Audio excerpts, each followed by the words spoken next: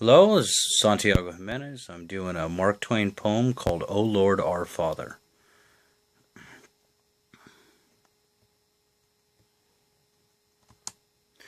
O Lord, our Father, our young patriots, idols of our heart, go forth to battle, be thou near them. With them in spirit we also go forth, from the sweet peace of our beloved firesides to smite the foe. O Lord, our God, help us to tear their soldiers to bloody shreds with our shells. Help us to cover their smiling fields with the pale forms of their patriot dead. Help us to drown the thunder of their guns with the shrieks of their wounded, writhing in pain. Help us to lay waste their humble homes with a hurricane of fire. Help us to wring the hearts of their unoffending windows with unavailing grief.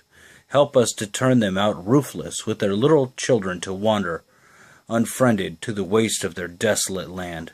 In the rags, hunger, and thirst, sport of the flames of summer, and the icy winds of winter, burdened in spirit, worn with travel, imploring thee for refuge of the grave, and denied it. For the sake of who adores thee, Lord, blast their hopes, blight their lives, protract their bitter pilgrimage, make heavy their steps, water their way with tears, stain the white snow with the blood of their wounded feet. We ask it in the spirit of love, of him who is the source of love, and who is ever faithful, refuge and friend of all that are sore and beset, and seek his aid with humble and contrite hearts. Amen. So this is a Mark Twain poem, and what he's doing is he's basically making a mockery of people that pray for God's assistance when they go to battle. That's why the beginning of it starts out as a prayer. O Lord, our Father, our young patriots, idols of our hearts, go forth to battle, be thou near them. With them in spirit we also go forth, from the sweet peace of our beloved firesides. Which is just basically an introduction, a standard prayer somebody would say is we're going to leave our peaceful homes because we feel that there is a reason we need to go to battle right now. It's very important. So in the next stanza, what he's doing is he's really going to detail what he wants God to help them with. O Lord, our God, help us to tear their soldiers to bloody shreds with our shells. Help us to cover their smiling fields with the pale forms of their patriot dead. Help us to drown the thunder of the guns with the shrieks of the wounded wailing in pain.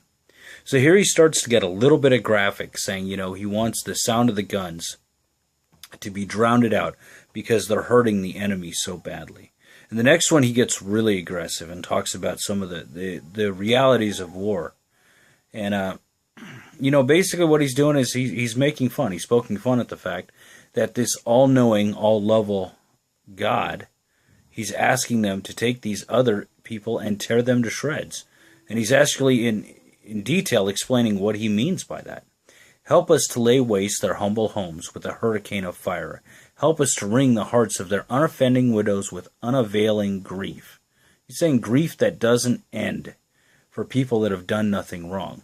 Help us to turn them out roofless, meaning make them hopeless, with their little children to water unfriended in the waste of the desolate land, in rags of hunger and thirst. So now he's really taking it out, and it's not just the people we're attacking, it's their children. We want their children to be homeless. We want their children to be without a home and basically wishing they were dead. He says, employing thee for the refuge of the grave and denied it. And he said they are even denied death as a point of refuge. He wants these people to suffer. For the sake who adores thee, Lord, blast their hopes, blight their lives, protract their bitter pilgrimage, make heavy their steps, water their ways with tears, stain the snow with the blood of their bitter feet. So then he goes in again to request, God, let's blast their lives to nothing, right? Let's plague their lives. Let's take the pilgrimage and all the efforts they have made and go backwards and make their steps heavy. Make them suffer. It almost reminds me of the Trail of Tears, the way he's talking about here. And next of it, he really turns it around to turn it back into a prayer and talking about how ridiculous a prayer of this manner is. He says, we ask it in the spirit of love, of him who is the source of love, and who is the ever-faithful refuge to friend who all the sort best, and seek his aid with humble and contrite hearts. So now he's saying they're humbly asking him to beat the crap out of, plague these people, and make their children homeless, because according to him it is the right thing to do. And of course he compounds this offense by saying on the end, Amen, ending it as a normal prayer. I love the way Mark Twain was able to take things and bring them to such bitter reality. Sometimes we grow up in a society where we just accept things all the time as being right, as being proper.